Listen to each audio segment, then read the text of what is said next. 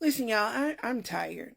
So I have been in organizing spaces for years. And so when I first stepped into organizing spaces in 2018 with the St. Louis Women's March Planning Committee, the first thing that I did is that I listened.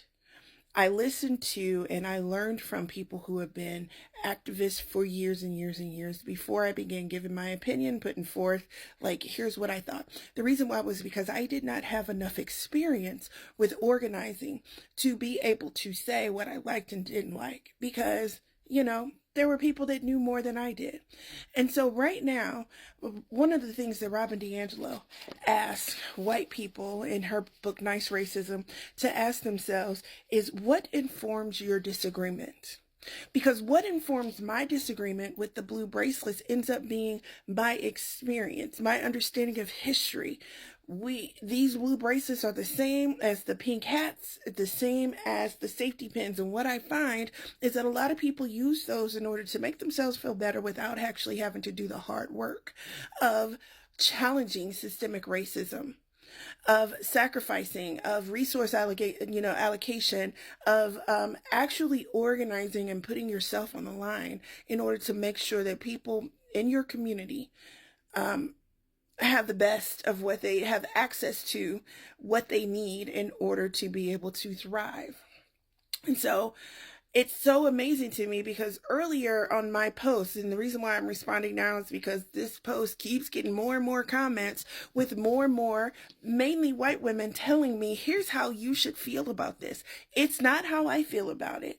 And I would also ask the question of, why is it important to you that I have a certain perspective, that I agree with your blue bracelets? Why do you need to come on the post and convince me that I should feel comfortable, safe around the blue bracelets?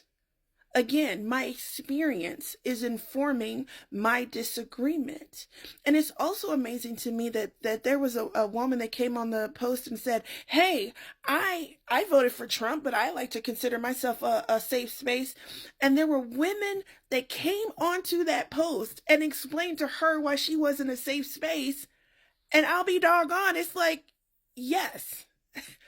That's exactly what I've been saying.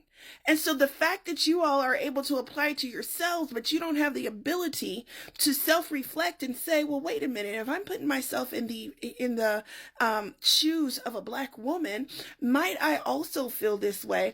The fact that you don't have the ability to even say that, that's the problem. We get into progressive spaces, and there are a lot of people that think that they don't have further work to do. There was even one woman that told me, I did all of this stuff and I don't have any more work to do.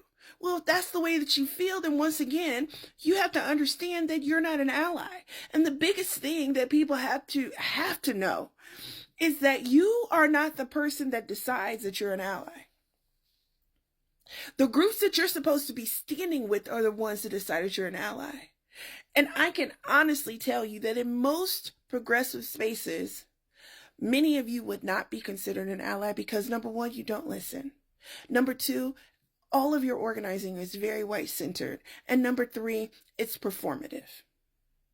And so, if you're wondering right now the reason why there are people that don't, that's why. This is why. I shouldn't have to like you, and I shouldn't have to agree with you in order for you to do what you need to do as far as standing up and protecting people's rights. That's it.